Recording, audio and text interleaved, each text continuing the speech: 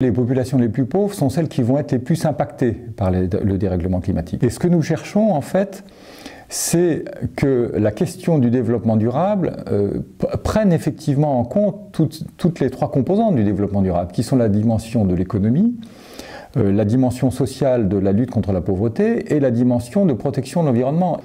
Alors on le dit beaucoup dans les discours, mais on se rend compte que c'est beaucoup plus difficile à faire sur le terrain. La troisième proposition concerne les financements, et l'idée est qu'il faut viser que les financements touchent les populations les plus pauvres pour instaurer la justice climatique. Alors pourquoi cette proposition ? Lorsqu'on analyse les programmes de développement depuis assez longtemps, on se rend compte qu'il est souvent très difficile que les financements arrivent jusqu'aux populations les plus pauvres.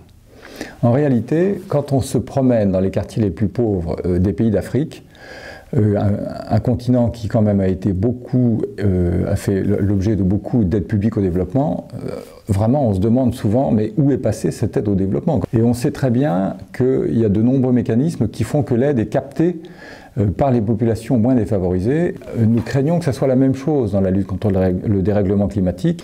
Par exemple avec l'ouragan Katrina à la Nouvelle-Orléans, qui a d'abord affecté beaucoup plus les populations les plus pauvres qui n'ont pas pu fuir les lieux au moment de l'ouragan comme les autres, parce qu'elles n'avaient pas les moyens et puis n'avaient pas de lieu où se réfugier.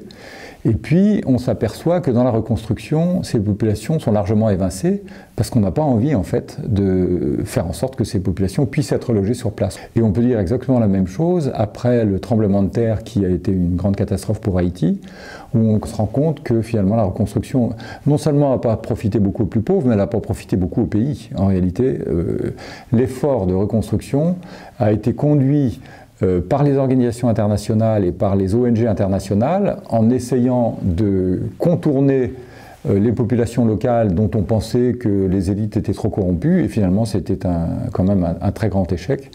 Et aujourd'hui, Haïti doit se reconstruire avec ses propres forces et sans compter sur la communauté internationale. Alors, un des problèmes des institutions de développement et des institutions publiques en général est que dans leurs actions et dans leur financement, elles visent la population moyenne. Et viser la population moyenne, ça peut être, là encore, marginaliser les plus pauvres. Là encore, on a beaucoup d'exemples de ça. Je pense à la rénovation d'un marché aux poissons dans une grande ville d'un pays d'Afrique de l'Est. Les commerçants qui maintenant restent sur le marché aux poissons, eh bien, ce sont les commerçants qui avaient des papiers d'identité, qui étaient reconnus, et tous ceux qui avaient un petit travail informel, qui vivaient en ramassant des morceaux de bois pour faire cuire le poisson, qui vidaient les poissons, etc., ben, tout cela sont complètement évincés maintenant. Dans le dérèglement climatique, on craint fort que ces mêmes processus soient à l'œuvre. Et que, je vais employer une expression peut-être assez forte, mais je crois assez juste, les plus pauvres en réalité soient considérés comme un dommage collatéral. Et ça, c'est vraiment un très grand risque. Et pour éviter ça, nous pensons qu'il faudrait que dans tous les programmes de développement et de lutte contre le dérèglement climatique, qui devraient associer les deux, des personnes connaissant bien ces milieux pauvres, voire venant de ces milieux pauvres, puisque dans les quartiers pauvres, vous avez souvent des leaders de quartier qui sont très enracinés dans leur communauté, qui puissent faire remonter aux financeurs les demandes, les attentes des communautés de base, que vraiment on y réponde et qu'on ne laisse pas de côté les populations concernées.